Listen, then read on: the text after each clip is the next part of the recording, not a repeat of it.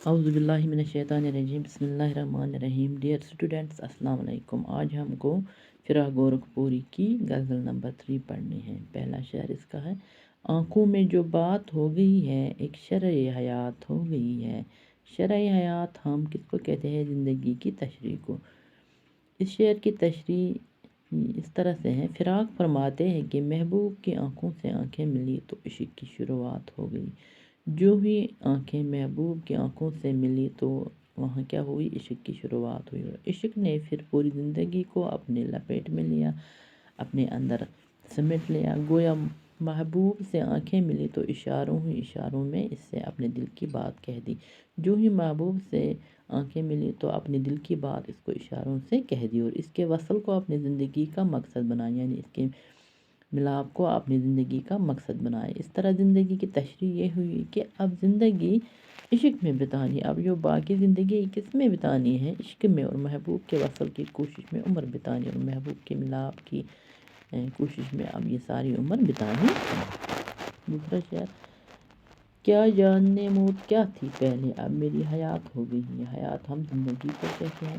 فرماتے ہیں کہ موت کیا ہے، موت کیا چیز ہے، یہ مجھے معلوم نہ تھا، مجھے یہ معلوم ہی نہیں تھا. لیکن اب جب زندگی نے مجھے اپنا دہشتناک چہرہ دکھایا، جب زندگی نے مجھے اپنا دہشتناک خطرناک چہرہ دکھایا، مجھے مشکلوں اور تلخیوں نے گھیرا، مجھے مصیبتوں اور پریشانیوں نے گھیر لیا، تو یہ زندگی میرے لیے اس طرح تکلیف دہ اور عزتناک ہو گئی ہے. جو یہ زندگی ہے یہ میرے لیے تکلیف دہ اور عزتناک خطرناک ہو گئی ہے کہ میں اب اس زندگی کے بجائے موت کو اپنے لیے بہتر سمجھتا ہوں. اس زندگی کے بجائے میں موت کو ہی بہتر سمجھتا ہوں.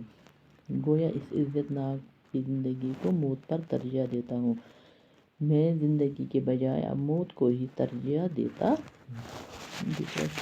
اب تیسرا شعر: اس دور میں زندگی بشر کی بیمار کی رات ہو گئی ہے.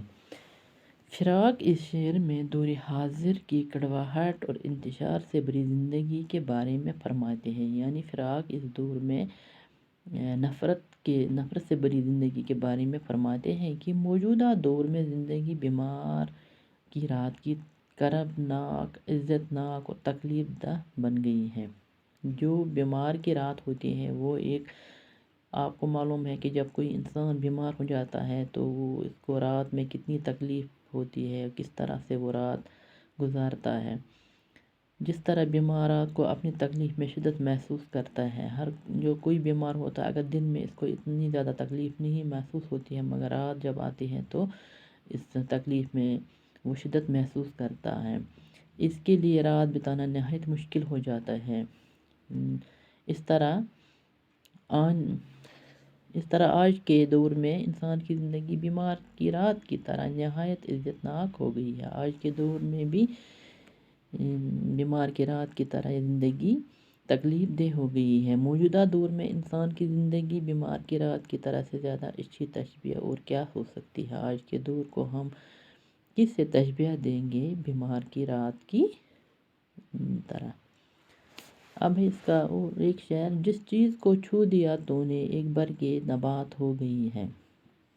نبات ہم کس کو کہتے ہیں؟ سرسبز اور پودوں کے پتے جیسے، جس میں نہایت ہی مٹھاس ہوتی ہے. فراق محبوب سے مخاطب ہو کر فرماتے ہیں کہ تو نے جس چیز کو چھوا، یعنی آپ نے جس چیز کو ہاتھ لگایا تو تیرے چھونے کے اثر سے وہ چیز شیرین اور تازہ ہو گئی ہے. وہ چیز، اس چیز میں مٹھاس اور تازگی آئی ہے. تیرے چھونے سے ہر چیز میں مٹھاس اور تازگی آئی ہے. گویا کسی چیز کی خوبی اس کی اپنی نہیں، کسی بھی چیز کی خوبی اس کی اپنی نہیں، بلکہ محبوب کی قربت سے اس چیز میں خوبی پیدا ہو گئی. جو ہی محبوب نے اس چیز کو ہاتھ لگایا تو اس میں وہ خوبی پیدا ہو گئی. شاعر ایک منفرد انداز میں محبوب کی تعریف کرتا ہے. شاعر ایک الگ طریقے سے اپنے محبوب کی تعریف کرتا ہے. اب اس غزل کا لاسٹ شعر ہے جس میں شاعر اپنا تخلص استعمال کرتا ہے، جس کو ہم مقطع بھی کہتے ہیں.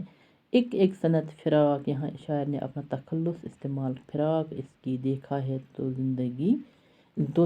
ہے تو ذات ہو گئی ہے. شاعر اس مقطع یعنی اپنے آخری شعر میں اپنے آپ سے مخاطب ہو کر فرماتے ہیں کہ محبوب کے ساتھ ہمارے عشق کی انتہا یہ ہے کہ اس کی ہر صنعت کو ہم نے اپنی ذات میں مدم کیا ہے، یعنی اپنے ذات میں ہم نے اس کو بلایا ہے، گویا ہم نے اس کو اس قدر ٹوٹ کر پیار کیا، اس قدر چاہا کہ اس کی ہر خوبی اپنی ذات بن گئی، جو اس کی خوبی تھی وہ اس کی ذات بن گئی۔ باقی وسلم، شکریہ۔